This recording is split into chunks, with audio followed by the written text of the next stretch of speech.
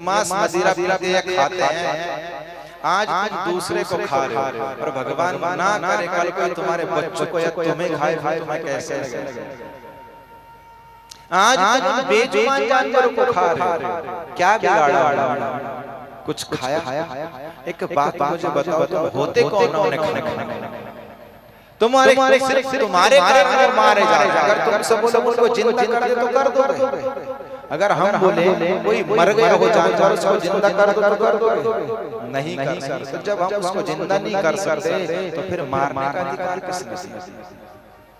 मेरे प्यारे, वो तो एक झटके में मर, लेकिन जब बदला तेरा होगा ना तो तुझे आरी से तड़पा तड़पा कर काटा जाएगा। इस चीज को मत।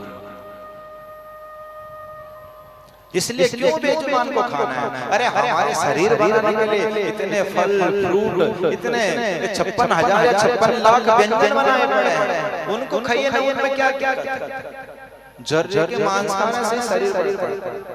भाई आजकल आप बड़े बड़े संतों को देख लीजिए, कथावाचकों को देख लीजिए, मुझे लगता है तुमसे हटते कट्टे और तुम समझ तो वही हो और तुमसे निरोगी हो। क्यों? भगवान के नाम से चलते हैं। कभी किसी का हित नहीं करते हैं, कभी किसी को कष्ट नहीं देते हैं, किसी प्राणी की हत्या करने के लिए सोचते हैं। लेकिन हम और आप बैठ करके हमेशा आज फिर मन कर रहा है, मंगवा लीजिए। आज आपका जब मन करेगा याद रखना, किसी न किसी की मृत्यु होगी, तब जाकर तुम्हारी ये स्वाद और पेट की अग्नि बुझेगी। अगर अपनी अग्नि के लिए और स्वाद के लिए अगर किसी की मृत्यु करना चाहते हो तो कर लीजिए।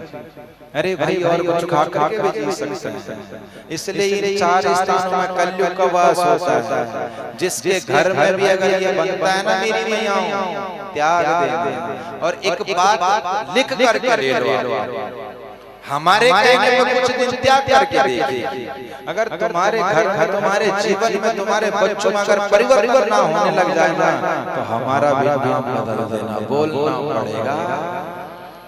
हमने देखा है, हमने आजमाया, बहुत लोग हैं कहते हैं महाराज जी जब सामने घर में ये चीजें बंद करी तब तो मेरे बालक अब तो हमारे आदर करने लग गए, हमारी बात मानने लग गए, सब पूजा पाठ में लग गए।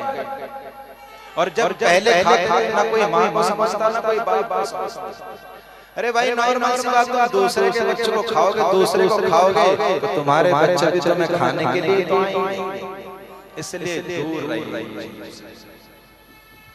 कलयुग को 4 स्थान दिए, बोला जैसे